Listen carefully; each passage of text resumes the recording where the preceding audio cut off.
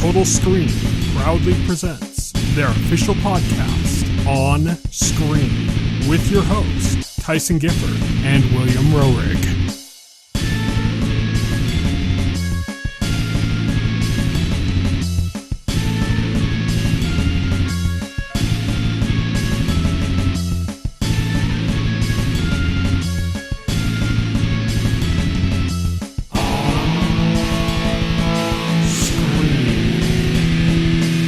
Hello, everybody, and welcome to On Screen, the official podcast of the Total Screen. My name is Tyson. My name is Will. And today we are going to be talking about the second season of Peacemaker. We've also got an On Beat segment where we've got 5 trailers we're going over, and our On the Horizon segment where we talk about what's coming up in the next week or so, and that's where we're going to kick things off with our On the Horizon segments. On the horizon. On the horizon. This week on the Horizon, we've got quite a few things coming out in the next week or so, starting out with Ninja Gaiden 4, which is coming on Tuesday, October 21st to PC, PS5, and Xbox Series X, and will be likely announced and released sometime later for Switch 2. Probably. Now, what's interesting about this Ninja Gaiden is this isn't Team Ninja as previous Ninja Gaiden games. Team Ninja is actually pretty busy putting the finishing touches on Neo 3, which is coming out soon. So they actually got Platinum Games to do the development for this one. And this is kind of the first Platinum Games game since kind of the mass exodus that happened from Platinum. So it's interesting from that perspective too. Yeah, exactly. We get to see if they still got it. Next up, we've got Vampire the Masquerade Bloodlines 2 coming on Tuesday, October 21st to PC, PS5, and Xbox Series X. This is a long overdue sequel. Bloodlines came out, 10 years ago or something? Yeah, about that. So they're finally getting around to it. They've been releasing trailers and stuff for this game for 5 years, I think. So I remember around the time Cyberpunk was about to come out, there were trailers for Bloodlines 2 coming out. So and that was 5 years ago. So yeah, it's been a ways, but that's coming up. Lazarus, which is a limited series from Harlan Coben. This is the one that's got Bill Nye, he plays the father of a guy, and he's not the main guy. He's I think got a small role in it, but it's basically, I think we reacted to the trailer, or you and I reacted to the trailer. I don't know if we had it on the podcast. I don't remember it. I'm gonna be honest. Oh, yeah. The guy, he's visiting some guy in prison, and the guy references his father. Yeah. It's the detective who can talk to dead people. Something like that. Yeah, it was implied that was happening without actually saying it. Yeah, well, I mean, I don't know. It seemed more than applied in the trailer, because it was he was seeing ghosts of murder victims, and one of them was his father. So they implied, his father had been murdered, so that's why he could see him and talk to him now. Yeah, unless he's just having visions as a narrative device or something. But that's coming on Wednesday, October 22nd to Amazon Prime. Dispatch. This is the superhero dispatch game, as the name directly implies. Oh, jeez. With I Aaron Paul. Forgot about this. This was announced at the Game Awards 2 or 3 years ago, something like that. Yeah, several years ago. I completely forgot this exists. Yeah, it's coming on Wednesday, October 22nd to PC and PS5. Double Dragon Revive is coming on Thursday, October 23rd to PC, PS4, PS5, Xbox One, Xbox Series X, and Switch. There's no Switch 2 version. Maybe they'll make a upgrade patch or something. Yeah, I guess. It doesn't seem like a game that really needs a Switch 2 version. You need that 120 FPS mode. Yeah. A House of Dynamite. I think we talked about this. I'm not sure. I know you and I did. I don't know if we talked about it on the show though. This is a movie that's about a nuclear thriller set at the White House. Oh, that's right. Yeah. Yeah, we did talk about that. It's coming on Friday, October 24th to Netflix. Once Upon a Katamari is coming on Friday, October 24th to PC, PS5, Xbox Series X, and Switch. This is a new game in the franchise, right? I believe so, but don't quote me on that. I'm far from an expert on the series, so. Yeah, but it's the series hasn't had a new game since the PS2, I think. It's just had remakes and stuff, or remasters. Yeah, this is a new one, I think. Coming out to pretty much everything. And we got Springsteen, Deliver Me From Nowhere. This is the Bruce Springsteen biopic, and that's coming on Friday, October 24th to theaters. I know that the father from Adolescence plays Bruce Springsteen's dad. Oh, okay. And the guy who plays Bruce was the guy from The Bear. The Bear. The Bear. He's the guy from the Saturday Night Live The Bears sketch. Yeah, it just came out. Yeah, it's Dan Aykroyd plays Bruce Springsteen. Nice. But that is our On the Horizon segment, and now we're going to move on to On Beat.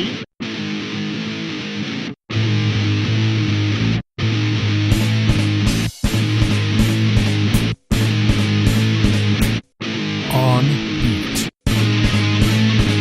This week on Beat, we're just talking about trailers. We're going to start things off with Death by Lightning, which is about the assassination of President Garfield. Yeah, it looks good. It looks like a really intense, historical political thriller. It's focusing on his assassin. It's like from his perspective. Yes. And he was supposed to be fucking batshit crazy, so that'll be interesting to see. Oh, yeah. It's got Ron Swanson in it. Yep. Nick Offerman is playing, he's Chester A. Arthur, so he's the vice president. But yeah, it looks good. That's Death by Lightning. We've got Welcome to Derry. So we've had other trailers for this before that have had more details about like what's going on in the story. But what we haven't had is like a trailer that's just really compelling. And that's what this is. This isn't like a story trailer. This is a vibes trailer. And it's really giving us the It vibes. Like this really feels like for the first time, this really feels like part of the It universe. Whereas before it felt like, this is like a series that takes place in like, I don't know, the 50s or 60s and has some iconography from like basic Stephen King stuff going on and nothing really else worth paying attention to. And it's like, I guess Pennywise is in the background somewhere,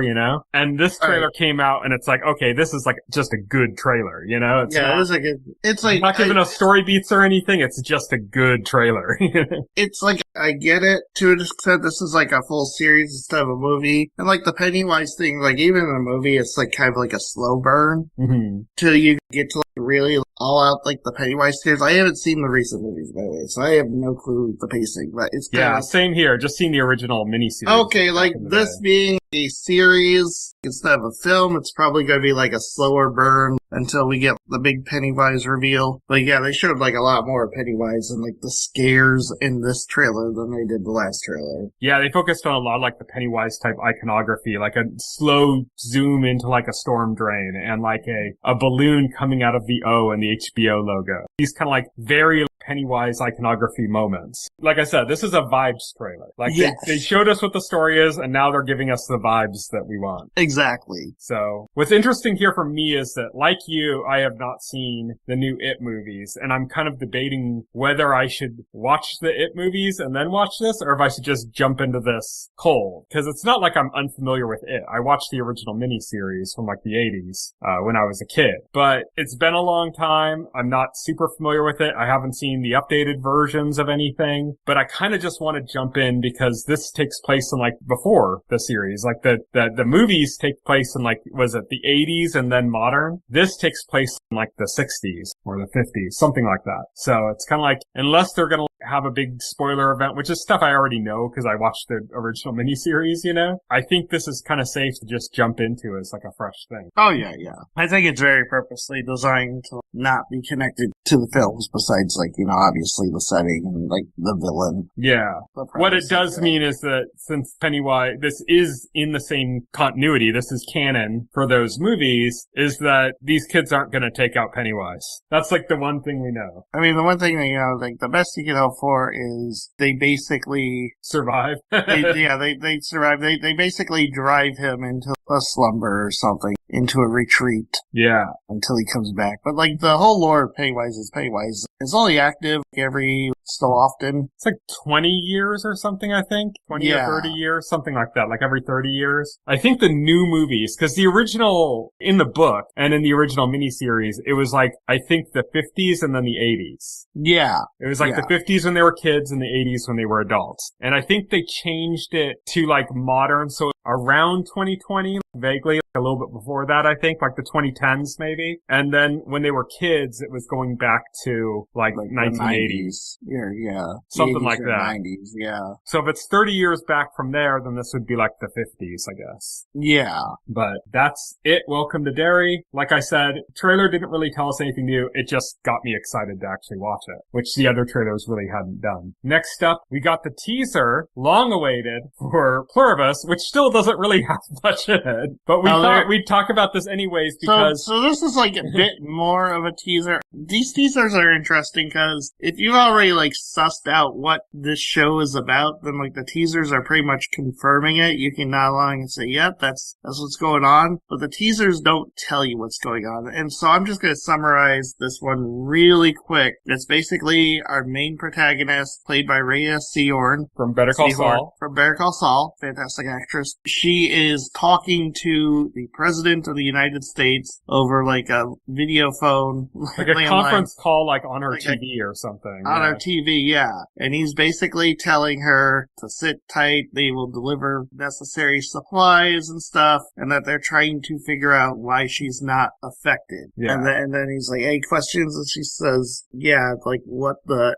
F, and it cuts off. And this is the most straightforward thing because, like, they're not outright saying the show's about a virus, but a lot of the talk about, like, she's quarantining and it's a virus. Yeah. It's also one thing that's clear, not just from this, but from previous trailers. This is set in Albuquerque again. Yeah. Something about Albuquerque. Vince Gilligan loves, apparently. I think it's just the crew he put together for Breaking Bad and Better Call Saul, and he just wants to use them again, It's kind of like James Gunn wants to use Michael Rooker and everything. Vince Gilligan wants to use his crew that he's built And up. So now we're going to say what we know about the plot. So basically, Rhea Seehorn's character is a romance novelist who is a pretty disillusioned person. She is like a pretty grumpy, not a very happy person. And what happens is there's this virus that spreads, sort of like COVID-19, but the virus makes everybody super positive, happy, unnaturally so. Mm-hmm. And the virus does not work on her. So she has to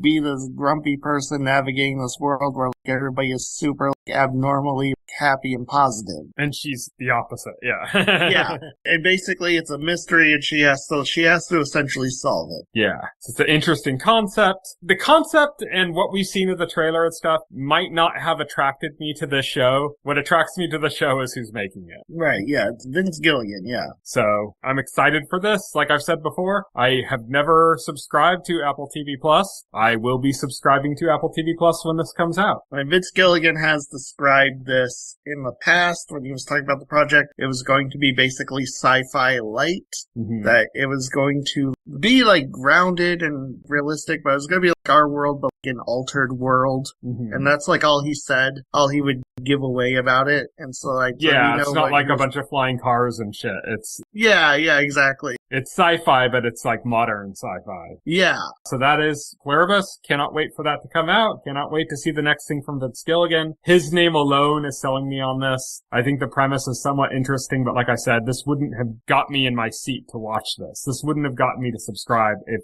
his name wasn't attached. That's the draw. Right. He is the draw. And Rhea Seehorn too, who is excellent as Kim in Well, to be honest, I think if this was by anybody else but Vince Gilligan, then the marketing would probably be more straightforward. I think the marketing for this is being vague and intentional because they are leaning on the fact that it's Vince Gilligan and that people are going to sign on just for that. And his name shows up like 3 times in the trailers. Not just his name, but like his credit. So they could just feed you these teases and just keep you on the hook because of like the talent behind it. When you have regarded as one of the best shows ever made under your belt, they can just sell it on your name. They don't have to. I think if it was Joe, this is my first TV show, they'd be more straightforward trailers and stuff, and they'd really be trying to sell you on the premise of the show. Yeah, there's very few people that they could get away with this, where it's just done in this way. He's trading off the cachet of Breaking Bad big time. Oh yeah, big time. But yeah, Pluribus looks great. Next, we finally got a trailer for for a Night of the Seven Kingdoms. Before we've seen footage of this, but it's always been like in one of those HBO, like montages.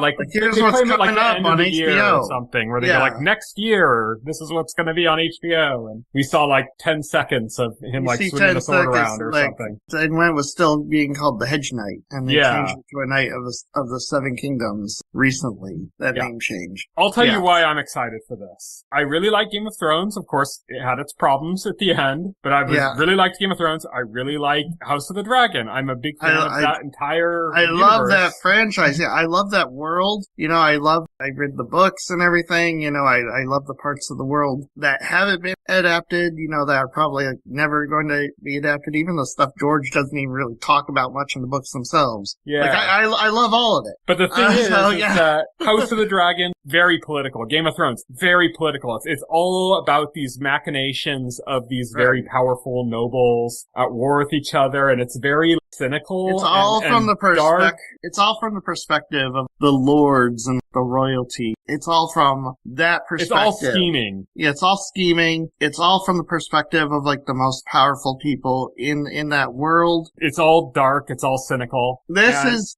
is from the perspective of pretty much like a regular working Joe. This dude is like he's not a member of the royalty. He's just a hedge knight. He just wants to become a famous, well-regarded knight. Somebody who has a name, who has like glory behind them. So this is a drastically different time. Yeah, because we switch perspective from these royals to like somebody who's like a commoner, you know? So like the lead protagonist is a commoner. Yeah. So that switches the tone drastically. There aren't like big wars going on. Like the action that we see is stuff like jousting. So there's like tournaments going on, and we see like because like a dragon, but it's like a fake dragon for like some kind of a play or carnival or something. Because basically the premise of this is if they're doing the story, they think they're doing this whole season basically takes place over the course of a single weekend at a carnival. Yeah. He's trying to get into like this tournament. Yeah. Is basically what he's trying to do. And what this feels like tonally is The Knight's Tale, the Heath Ledger movie that's based on one of the Chaucer tales, which was like is a very,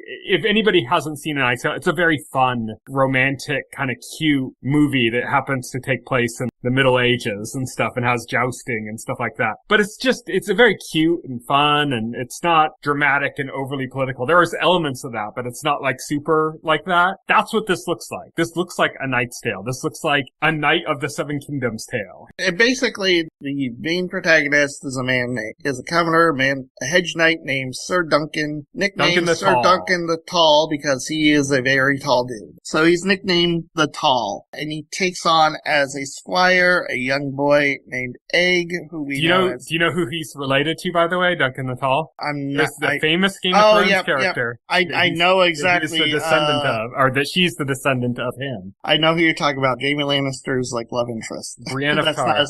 Brienne of Tarth. Yes, Brienne of Tarth is his ancestor, which is really cool. Yeah, but he takes on a squire, a little boy he nicknames Egg, who is actually Aegon Targaryen, the crown prince. Yeah, of seems the realm. In the trailer he does not know that. At the point in the trailer, he does not know this. Yeah, it seems in the trailer like he is not aware of this. I don't think he would be like as disrespectful to Egg or like as annoyed by him if he knew Egg was literally the prince of the kingdom. Yeah, he wouldn't threaten to send dogs after him, you know? Right, yeah. Yeah, exactly. I just love it. Like, I love the part in the trailer where he's just standing around and another guy's walking by with a horse and he's like, "Are you so-and-so Targaryen or whatever?" And he said, "Oh no, I'm just like here," saying he's all, "Then get the fuck out of the way." Yeah, exactly. Because he was being sarcastic when he asked the question. Yeah. Yeah. I just love that. I love that it's humor. This is like funny. This is Game of Thrones stuff, but it's kind of funny and adventurous and romantic, and it's like that aspect of it rather than like the scheming and the deceptions and all the like royal machinations and shit. I think we need that kind of tonal shift. So like we went from Game of Thrones to House of Dragon. House of Dragon is basically exactly like Game of Thrones, you know? Oh yeah, exactly. Yeah, yeah. And so it's nice to have something just very different. Yeah, it's nice to in have that world, but very different. Yeah, I'm loving the idea of like having something that's set in this world, but being like different in tone, different in perspective, so like it's not like rehashing all the stuff. Cause I mean, House of Dragon is perfectly fine as a sequel to the Game of Thrones, but if you're gonna have like these shows running concurrently, they do have to be different. Yeah. So I like that. Like, I know a lot of people are just pissed off and just waiting for the next season of House of the Dragon. Like, what's this shit? Just give us House of the Dragon. It's like, no, I like that we're breaking up the tension of House of the Dragon by having this between it, And I hope that as they develop more shows, that it's more shows that have different tones. Not necessarily the same as this, but like just different from the tone that we're used to with, House of the Dragons and Game of Thrones, that kind of like royal, like machinations, scheming stuff, like we've got that. Like, let's get some other stuff that's like that. It kind of makes me think of what we've been talking about with like the MCU and the new DCU, where it's like, okay, you got your Superman, that's kind of like about a hero that's like really, trying to do the best he can, and he's like really like a Boy Scout and stuff. But then you can also have like, creature commandos, and you can have those be in the same universe. And that's kind of what I'm hoping that this means for the Song of Ice and Fire universe as a whole, that it means we're going to get more stuff that's just different. Yeah, that's my hope too. Yeah, and I'm super excited for this. I'm more excited for this than I am for season 3 of House of the Dragons, and I love House of the Dragons. But like, yeah, I've been enjoying House of the Dragon, yeah. Yeah, and I am really looking forward to season 3, but I'm more excited about this just because it's so different. I'm just like, I'm ready for something different. I think we got too much stuff now that's too serious,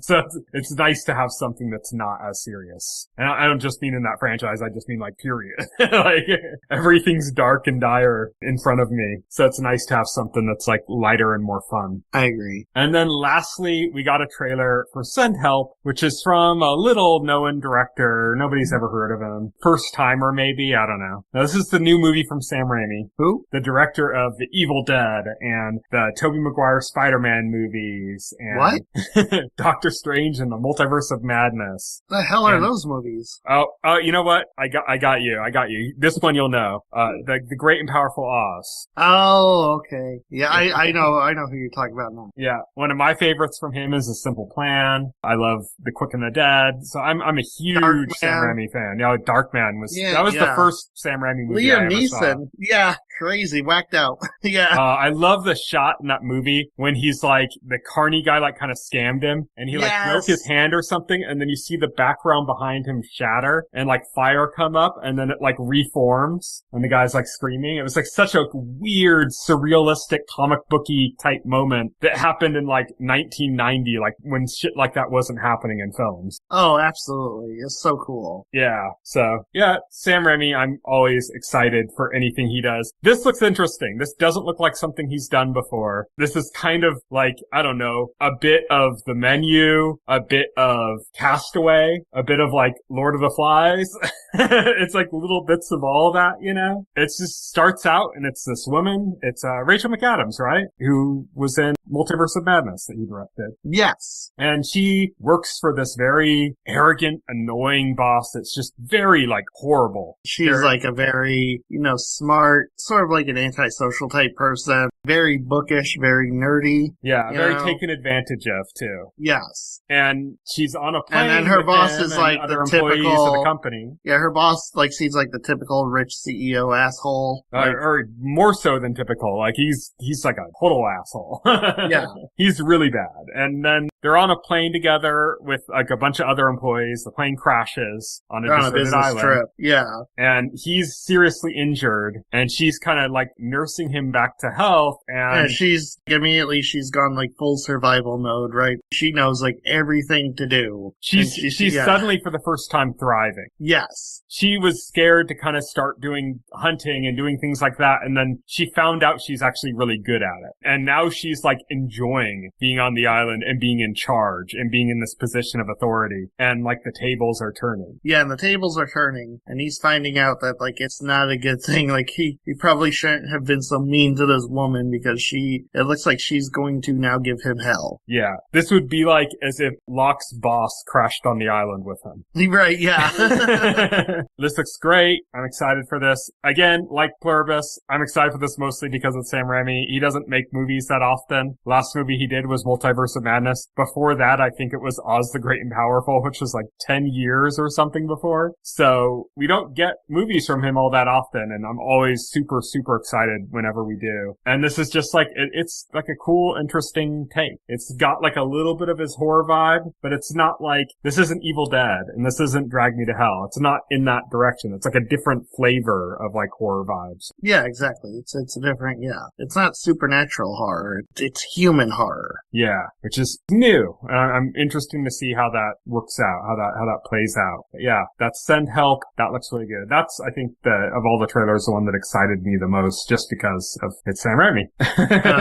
Oh yeah. But that's it for our On Beat segment, and now we're going to move on to full spoilers.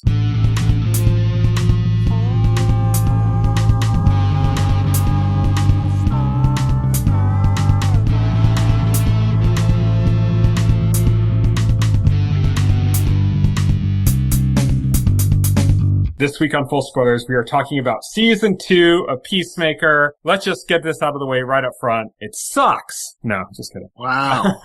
No. I'm going to get one bad thing out of the way real quick because I don't want to dwell on it. So I want to get it out of the way. Get it out of the way. Where's the fucking chest. promised big cameo? I knew. I knew this was we got trolled. I knew this was going to bother you. I knew you were going to be just dwelling on this. Well, that's why I'm bringing it up now, because I don't want to dwell on it after this point. Right. I just want to say, what the fuck? He hyped this up so big. and I will say it was Fitzsimmons in episode 7. Fitzsimmons returning, that was the big cameo. Sorry if you don't think that's as big of a deal as it is. He said the finale. Foxy Shazam. Foxy Shazam, I think the real cameo that he meant was Nelson, because the episode was literally titled Full Nelson. Yes, it was, yeah.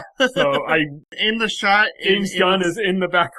And the scene that they had Nelson performing is one of the most pivotal scenes of the season, because like it's the backstory that they've been hinting at between Hardcore Chris and Hardcore. You know, what happened on the boat? Why is Hardcore like so cold to Chris? And we find out in that scene where Nelson is playing and James Gunn is jamming out. Jamming out in the background, yeah. Yeah, so I think that was it. It's just kind of annoying because there was so much speculation. And speculation was kind of fun. The speculation was fun. Yeah. And it was so much because we got a huge cameo in the middle of the season. Yeah, we got Lex Luthor. Which was huge. That was like when he walked in and you couldn't see him. You could just see like from his chest down, basically. Although and then he sat down into the shot and it was like a gasp moment. It was like oh my god, it's Lex, you know? I don't want to say almost, because I don't think it had a chance of happening in the first place, but James Gunn did reveal that he wanted to get Deadpool in the finale of this. To the point, like, he even talked to Ryan Reynolds about it, and Ryan Reynolds was like all for it, but lawyers for Warner Brothers and Disney obviously wouldn't let that go forward.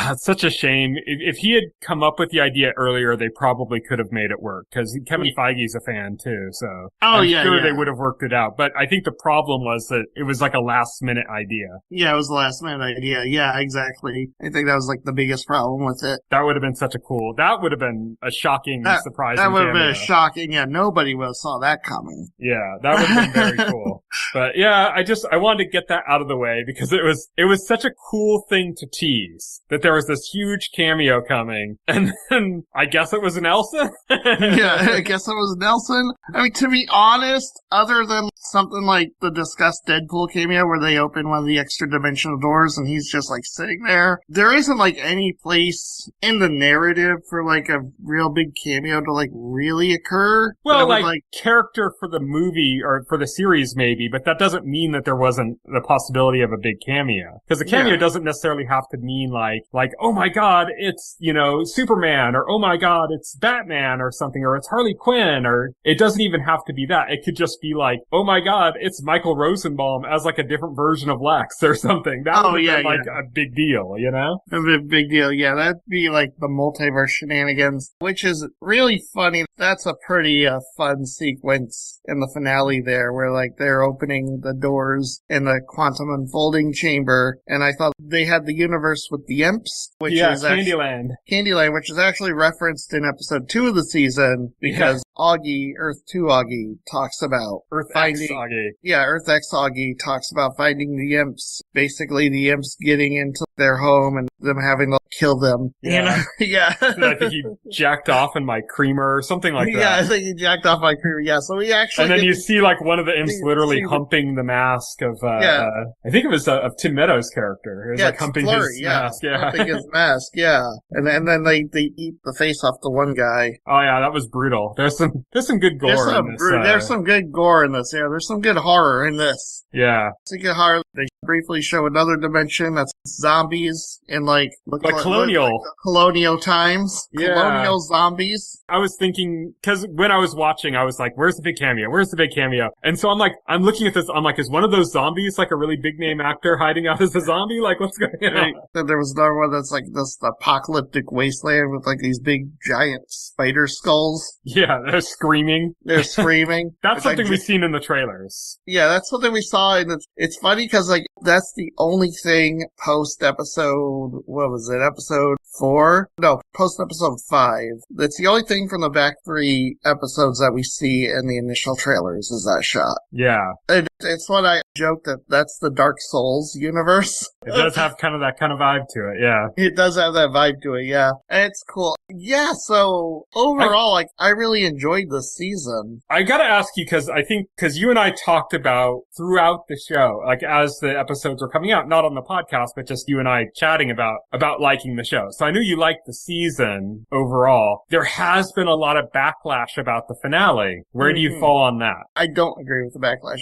I love the finale. I thought it was like a great finale. I thought it was a little weak, but I didn't have a problem with it. There's so many good because we had a good kind of finale episode the one before. Right. But the penultimate episode kind of was, it was almost like Game of Thrones-esque, where like the penultimate episode is the one where like the big dramatic thing happens. And then the episode after that is kind of closing things up. It's closing things out. But there are so many good character moments in this last episode. First of all, the actress who plays Adebayo, she should get an Emmy. They did a great job with her character this season, especially the last 2 episodes or so, where like it becomes very clear she's the glue holding that group together. She's the heart. She's the heart. She has a way of just connecting with anybody. Mm-hmm. And like her speech to Chris in a hotel is fantastic, because Chris is at a very low point, yeah. He's a very low point. He's convinced that he's cursed, not figuratively, but like literally, because magic exists in this universe, so he thinks he's literally cursed because like everybody he touches dies. And I love her speech to him. Well, people die when you don't listen to your heart, when you do the wrong thing. Yeah. When you listen to Amanda Waller. You didn't want to kill Rick Flag Jr. Yeah. But Amanda Waller told you to and you went against your heart and did that. You didn't want to do this thing and you went against your heart and you killed your brother. You didn't want to... You didn't want to kill yourself, your brother, and stuff all over again, but you went against your heart and tried to live in this dimension where you knew you didn't belong. Mm-hmm. Yeah. It's interesting. Like I said, I liked the last episode. I think it's a little bit disappointing just because I expected bigger things. Not just the cameo, but just in general. I think that's probably it wasn't big. That's the thing. Yeah, and I think that's what people's issue is. People got overhyped on what they were expecting some amazing thing to happen. It's mainly focused on these character beats. It's a character story episode, Yeah, that's exactly. Why, overall, I don't mind. I don't hold it against it because the penultimate episode had that, emotional kick. That moment when his brother was being stabbed because his brother was trying to kill him and his friends were trying to protect him and so they were stabbing him and he was looking bad. And he's getting, flashbacks to, him killing his brother and stuff, and like, and he just like screams out in desperation. yeah, Like that was a powerful. That was the climactic conclusion. That was the climax of the That was season. the climax. Chris is over there having PTSD moment. And oh my god, John Cena's like acting in that scene is amazing. He should get an Emmy for that. John Cena is just consistently impressive in his acting in the show. Mm-hmm. And that was like another example of that. You know who totally stole the show though, this season? Go ahead. Freddie Stroma. Yeah, Freddie Stroma, yeah, Vigilante. As Adrian Chase / Vigilante. Oh my god. He was a scene stealer in like every shot he was in. He was that in the first season, but like he was kind of a very small player in the first season. And in here, he's got like a much larger role. He's got like a larger role. And he's still stealing every scene. Hey, I know everything about bats. You want to hear some bat facts? No, quiz me on some bat facts. Yeah, quiz me on some bat facts. And then he just gets them all wrong. He just gets them all, yeah. I love that as a running joke, and I love how that came to a conclusion with Tim Meadows' character having joined his group. yeah, because like in the last episode, all season Adebayo has been following like this dream she has of like running her own security agency, you know, so she's been trying to get that going, putting ads in magazines and stuff and not getting much traction with it. And then like I love at the end when they find out Vigilante has all this money stashed away that he like basically stole from blood money. Yeah, it's blood money. Ancestors. He just stole from like criminals that he murdered. Just lots of blood money and cocaine. Yeah, and he won't touch it because it's blood money. And I love like Adebayo convinces him to use it to get Chris like bailed out of jail. Yeah, she tricks him. She tricks him. I guess I'm a better friend than you are. He's like, no. He's no, like, well, I'm willing to risk a blood curse. Yeah.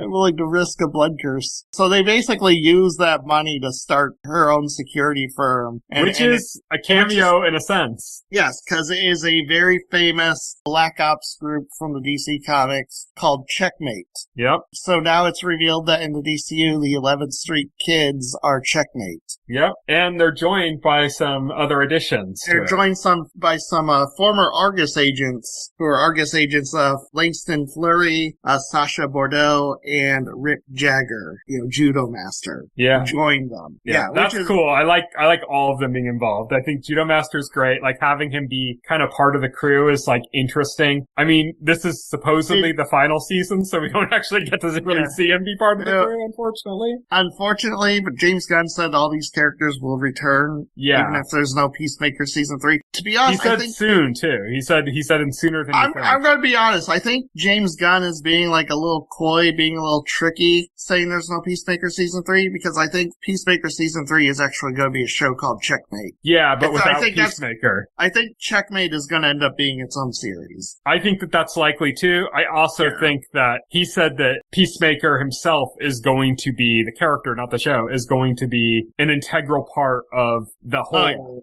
Salvation arc. Yes. Okay, and this is the part of the finale that does kind of annoy me, the way they decide to end it, considering James Gunn said there's not going to be a Peacemaker season 3. It's funny on the podcast that he does directly like after it. What he does with his wife, who plays Hardcore and Diebeard himself. It's funny because like on the podcast he introduced us. Okay, today we're talking about the final episode of season 2 of Peacemaker, or the final episode of Peacemaker. He like posed it like a question. Or the final episode, like the way he said was like, maybe. Yeah. I think, without reading into it too much, I don't think he's being deceptive so much as I think this is the story he planned to tell. And that if there is going to be another season of Peacemaker, it's going to be because something happens in one of the other movies that's probably a ways out. So it won't be like next year. It'll be like 5 years from now. Even if he does it, it's not going to be anytime soon. He said he planned Peacemaker as a 2-season, and basically the idea was season 1 focuses on Peacemaker, the superhero, and then season 2 focuses on Chris Smith, the person, is the way he envisioned it. And I think that's the way he did it. Yes.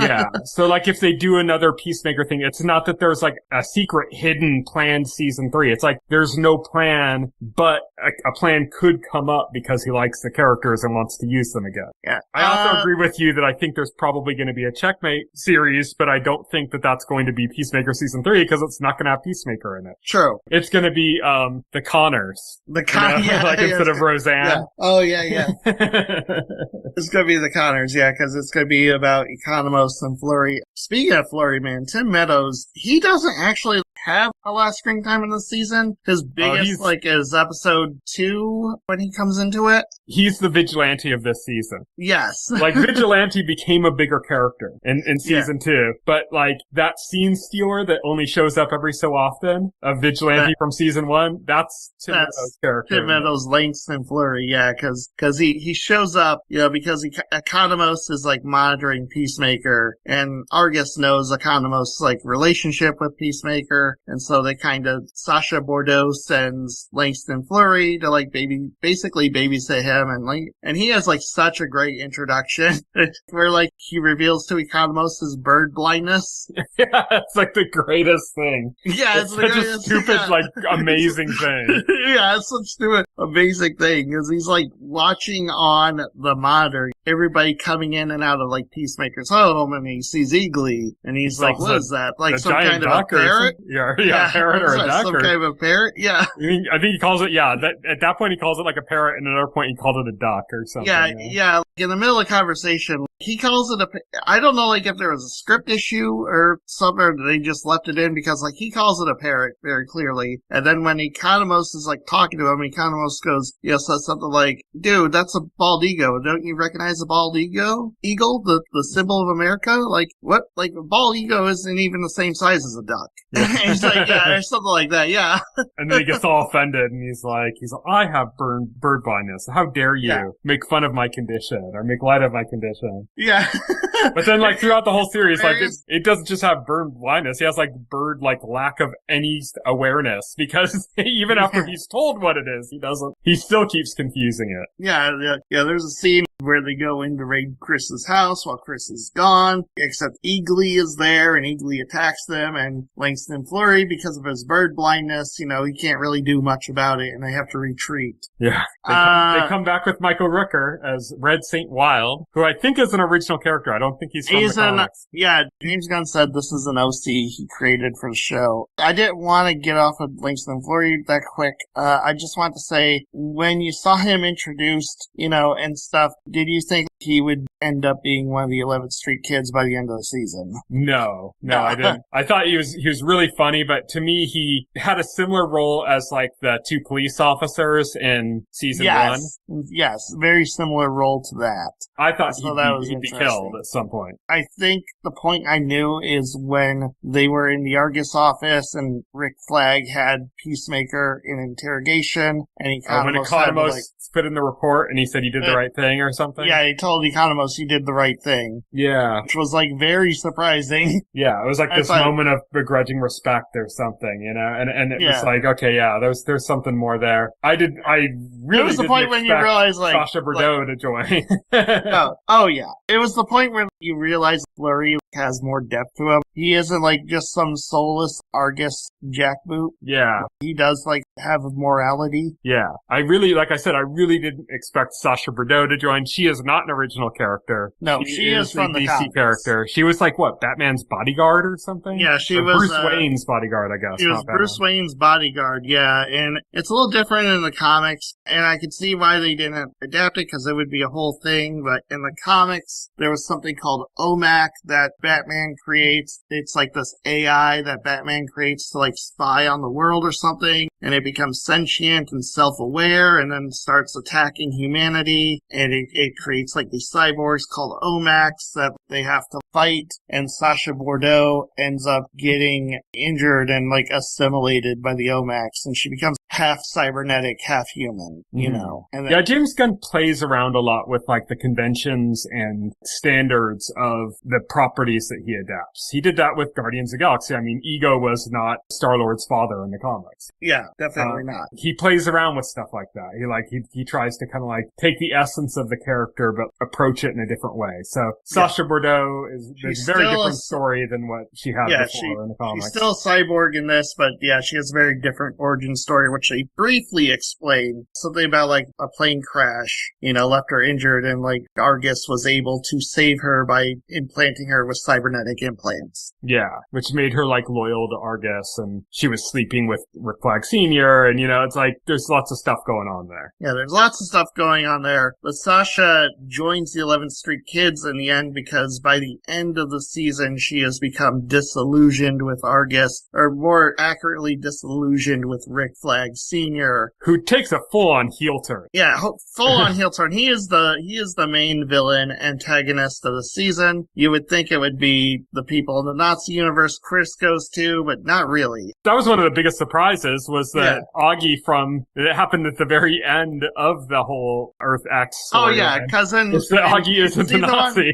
In season 1, Augie is a full-blown Nazi and stuff, so you're expecting Augie in the Nazi universe to like somehow even be more of a Nazi, but no, like he has a speech where he is like essentially, he's not a Nazi, he doesn't agree with it, but he's still flawed because he basically accepted that world and he just like lives in it. Mm-hmm. And he says at one point, if you have a perfect world and you do everything you can, then, good on you. If on your world you fight every injustice you see, then I applaud you. Yeah. Augie he's basically a centrist. Yeah. It's interesting because on the original Earth and the canon Earth from season 1 and everything, the Augie from that is a Nazi in like a regular world. Yes. And in season 2, the Earth X Augie is a kind of regular guy in a Nazi world. Yes. Yeah, exactly. It's inverted. Everything is inverted. Yeah. Except for Vigilante. Vigilante is the same in both universes. Are you fucking kidding? Oh, yeah.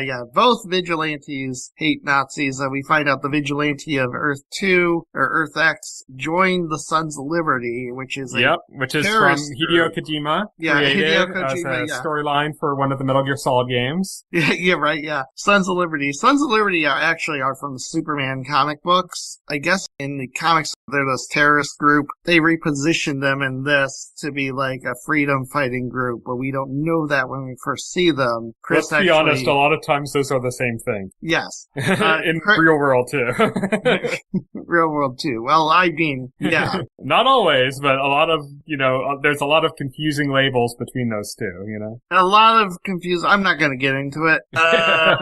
We're not a political podcast. But basically, early in the season, you see John Cena, Peacemaker, murders a bunch of them, basically thinking they're the bad guys. And then it turns out they aren't. Vigilante is a member. The Earth X Vigilante, yes. Earth X Vigilante is a member. He explains to Earth 1 Vigilante that Peacemaker is like his most hated enemy, which blows Vigilante's mind. I still think that the best scene in the entire season is Vigilante walking to his house on Earth X. Oh yeah. Noticing all the differences and laughing, and then laughing, and they're like very minor differences too. They're like not. It's like a statue. My dad's not gay in this. Yeah, because he sees his dad like watching TV with his mom. Like, so his dad didn't like run off. So he's like, my dad's not gay, and you're like, well, this is the Nazi universe, so like he probably has to stay closeted for fear of his life in this universe. Yeah. He probably hops on Grindr whenever there's an RNC convention. Right, but Vigilante, he doesn't get this. It's funny because like Vigilante is very coded to be on the spectrum. Yes. Like he definitely has autism. Or he's just a straight psychopath. And you're reading what's spectrum based on his lack of being able to connect to people in a normal way, Right. But there's similarities. I don't know, because other things is like he wants people to like him. So he calls Economos and he says like, I know everything about bats, quiz me. Or like his deep love and affection for Peacemaker. When Peacemaker makes the decision to live in the alternate universe forever, and he leaves them behind. He leaves them the note. We get like this genuine moment from Vigilante where he just breaks down in tears, you know, being comforted by Adebayo. We haven't seen Vigilante display that kind of emotion before. Yeah. I say he could be a psychopath because I'm playing on the idea of how he was presented in season 1. Yeah, in season 1. Oh yeah, particularly. Which is, I think what they're trying to do is that he probably thinks of himself kind of as a psychopath and like positions himself and hides in that shadow of being like a psychopath when he's really just on the spectrum. Right, yeah, exactly. He has these ideas of, okay, yeah, well, like, I'm a vigilante. I kill people, I kill bad people. He probably doesn't think of it as this is what I enjoy to do. He's like, this is what superheroes do. And that's why he does it. Let's talk about Rick Flag Sr. Yes, I've been wanting to talk about Rick Flag Sr. So, yeah, Rick Flag Sr., we first meet him in Creature Commandos, and he basically becomes the villain of this season. And I've seen like a lot of online discussion where like his heel turn seems like out of character, or they didn't do it well, or, you know, it seems kind of like sudden. And I don't know, it makes sense to me where he ends up. And I think they make it pretty obvious from like his first big introduction in the season where he's the newly appointed head of Argus and he demands the Peacemaker files, and he's going through them, or he's demanding the files on his son, you know, from that mission. I think he allows his obsession with getting revenge on Peacemaker, which I think he's like dueling with basically. Like he's trying to find a reason that he can go after Peacemaker without making it about revenge. Right, he's looking for like an official It's clearly reason. About revenge, but he's trying to find a reason to explain around it that it's not revenge, and he's kind of successfully doing that in a way, because he's like literally doing things that seem like they're just revenge and then using that as a doorway to a reason for his revenge in itself. So it's this like layered approach basically to that. He's kind of aware of what he's doing. Yeah, he's aware. It's made very clear in the beginning that he's basically being ruled by his emotions. He's motivated by anger and grief and despair and revenge. So he's being ruled by his emotions, and he's not making decisions that are rationally in the good of Argus or in the good of the people. He's making decisions of like, how can I get revenge against Peacemaker? And like you said, he needs a reason to do it. He can't just do it because. And he finds that reason through learning about Peacemaker having this pocket dimension. So now he can go on this whole thing. Well, like, this is dangerous technology. We need to like get Peacemaker and get this out of his hands, right? And so he has like an official excuse. The real heel turn that goes beyond that is in him compromising with Lex. Yeah, he teams up with That's the Lex. corrupting moment. Yeah, that's the corrupting moment, yeah. He's so desperate because he's hit a wall in his own efforts. Peacemaker has been one step ahead of him, and he doesn't quite know what he's dealing with. In an act of desperation, he turns to Lex Luthor because Lex Luthor had his whole thing with pocket dimensions, and so he thinks, okay, well, Lex could help me out here, give me some guidance. But it's more than that, because it's not just that he uses Lex Luthor and accepts the consequences of that. He's corrupted by Lex Luthor. Yeah, he's corrupted in that moment of weakness. Yeah, because Lex Luthor makes a deal with him, which we're not privy to like the details of this deal, but he points Lex points Rick Flag and Argus to like one of his head scientists, a man by the name of Sidney Halperstein. Who was in Superman, yeah. He was in Superman, yeah, who was in Superman. He is basically the genius behind Lex's portals, and basically Rick Flag gets connected to this man, and then subsequently in the 8th episode we find out he gets connected to the rest of Lex's crew from Superman. He's doing lines with them and stuff. Like he's that's what I mean. It's not just like him accepting Lex Luthor in order to get his revenge. It's him being fully corrupted by Lex's influence. Like Yeah, by Lex's influence, yeah. Because he's, like, best friends with that whole crew. Yeah, he's doing lines of coke with them. He's not caring that Argus agents are being killed in order to find his purpose with salvation, that he is his and Lex's purpose to find a place that they can just send metahumans to. And that whole trajectory is more corrupting than just like, oh, he's willing to do something really evil in order to get his way. It's like, no, he's being turned evil by his need to do something that's, you know, and it's more than just him being this good character that regretfully makes a bad choice. It's like, no, he does a heel turn. He's not like doing it for just that reason. He's like enjoying it now. He's like, you know, he's becoming an actual villain, not like a conflicted hero or something that makes one bad mistake or something. Like he's actually villainized. And this is what causes Bordeaux to become disillusioned with Rick Flag, because at this point she's sleeping with him and she's noticing like this change in his personality, or like this change in him, and yeah, she leaves him. She ultimately leaves Argus because Rick Flag is now corrupted. He's now like basically a useful idiot for Lex. Mm-hmm. Because basically the whole salvation plan that he pitches, this is not Rick Flag's plan, this is Lex Luthor's plan being carried out by Rick Flag. Yeah, and it's based on a run of comics called Salvation Run. Yep, it's taken from Salvation Run, which is basically like all these super criminals get sent to this planet Salvation to be imprisoned, and then it ends up basically becoming a Lord of the Flies situation where Lex Luthor and the Joker kind of like duke it out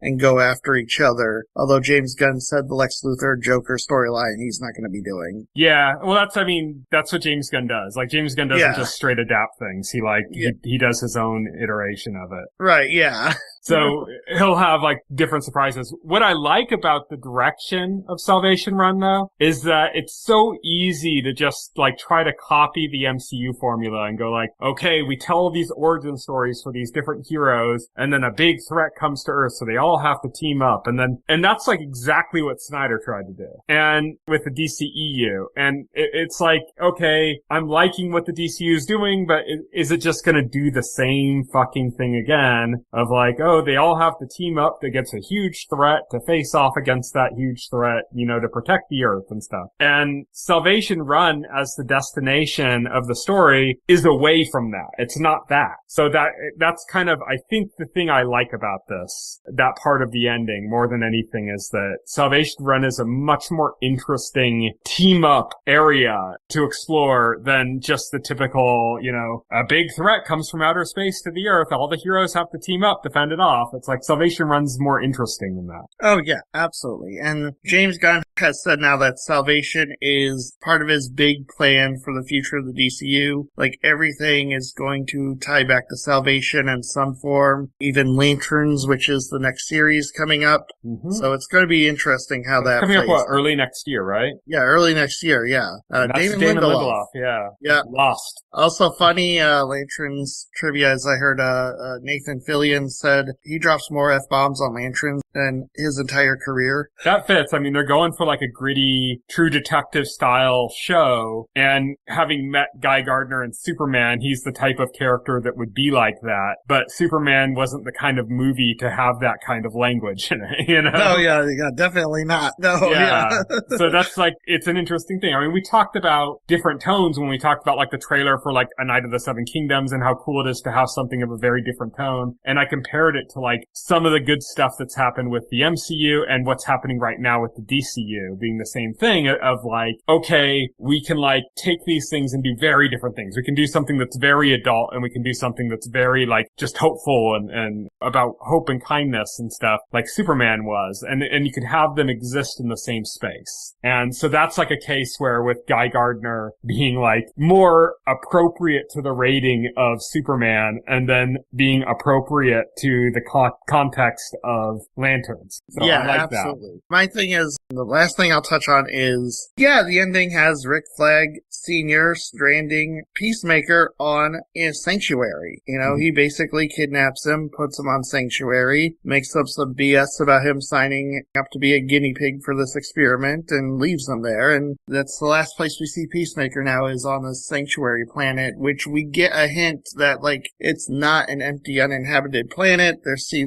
We hear some roars in the distance. He's on the island from Lost in the first season. Yeah, he's on the island from Lost, so the smoke monster is there. That's Yeah. why that's why Damon Lindelof is the showrunner for Lanterns, because Lanterns is going to tie back into Lost. Yes, of course. Yeah, of course. Yeah, so we know, like, he's not alone, and that's where we leave him, and unfortunately, that's also where we leave the series, so it begs the question of, okay, when are we picking back up with Peacemaker? When are we going to find out his fate? I think the actual next time we see Peacemaker is going to be way down the line, like the actual Salvation Run movie or whatever. Like, that's where we're going to see him next. But I think we'll see the other characters before that. I agree with you fully on that. I agree with you that we're probably going to get some kind of a Checkmate series, but we might even see those characters before that. Yes. You know, I could imagine seeing them being hired to do something at like the end of Supergirl even, you know, like where it's like, oh, at the end of Supergirl, she's on Earth now. Those adventures are over. They have a post-credit scene and she or somebody else that we're introduced to in that movie hires Checkmate, you know, or whatever. I think we're going to see something along those lines. And then we might see them just involved in some way or another in other stories that are going on throughout it. And then we'll see Peacemaker himself again a ways down the road. Also, I like that at the end there we saw Flurry and Adrian talking about Spider Facts. It's like, oh, that's a neat. good Flurry matching. And Adrian The two of them are a good pairing, yeah. Yeah, two of them are a good pairing, yeah. And we also see, like, Economos and Bordeaux might be developing a relationship. Yeah, that's another, like, out of left field. But I can kind of see it. Yeah, I think that's pretty much all I have to say about the season. I'm pretty much finished at that point. Yeah, so that is Peacemaker Season 2. Overall, like I said, I was a little let down by the finale, but I reconciled that with how impactful the moments in the penultimate episode were and how good some of the character moments were in the finale. Oh, yeah. And so I accepted it overall. I was disappointed while watching it, you know? And then after watching it, I came to the conclusion that it was actually a really good episode and that the previous episode kind of was like the actual like events finale episode or like the climax. Yeah, it was a climax of the film. And yeah, it also helped me in the context of the season is very character driven. It's been pretty much all about the character moments. And the finale is like no exception to that. It's like the resolution of a lot of like the character beats that we've had throughout the season. So, yeah. So yeah. It's one of those things that I think more people that have a little disdain for it now over time are going to become more accepting of it. It's just one of those kind of things. That's what I think so too. But that is it for Peacemaker Season 2. Next week, we are going to be doing Gen V Season 2, which had its penultimate episode aired last night or today, I guess. And we'll be talking about the entire series because the finale airs next week, like the day of the podcast, basically. The day we record the podcast. So we'll be all caught up then and be talking about that. But before we leave, we have some sad news, which is that Drew Struzan has passed away. So if you're not familiar with that name, I don't blame you. He's not like a big actor or a big director, but he is incredibly important to a lot of the kind of stuff that we talk about. He is a poster artist. He is a conceptual artist that does like a lot of some of the best movie posters you've ever seen. Some of the most all-time classic movie posters. He has a very distinct style that everybody has imitated if they haven't, just straight up hired him themselves. And he did just amazing work from Star Wars to Indiana Jones, Back to the Future, The Goonies, just on and on and on, an endless list of amazing, iconic posters for movies. Back when movie posters used to be really cool. No, absolutely. Drew Struzan made you want to see these movies. Yeah. Let's be real. You saw his posters and you immediately you want to see what this movie is about. Yes. So he sadly passed away, and I just thought it would be a good chance for us to kind of mention him because he isn't like a big name actor or director or something, but he is incredibly important to the stuff that we watch. Absolutely. So Absolutely, yeah. R.I.P. Rest in peace. Yep. Sure. But that is it for this week. Thank you everybody for listening. You can reach me on Twitter and Blue Sky. I'm at Tyson Gifford. You can reach Will on both those platforms. He is at Voxel Hero. You can check out our website, thetotalscreen.com. If you go to our website and open up a containing story for any of our podcast episodes, scroll down to the bottom paragraph. You're going to find all the relevant links to our SoundCloud page, our RSS feed, for the podcast, our YouTube channel, all of our social accounts, all that stuff's there. You can also subscribe to our podcast in your favorite podcast client of choice, like Apple Podcasts or Pocket Casts, and the entire backlog of our podcast, as well as additional content, is available on our YouTube channel, so check that out as well. Thank you everybody for listening. Good night. Good night. Thank you for listening to the OnScreen podcast, the official podcast of The Total Screen. Visit our website at thetotalscreen.com. This podcast can be found on any major podcast client, including Pocket Cast and Apple Podcast.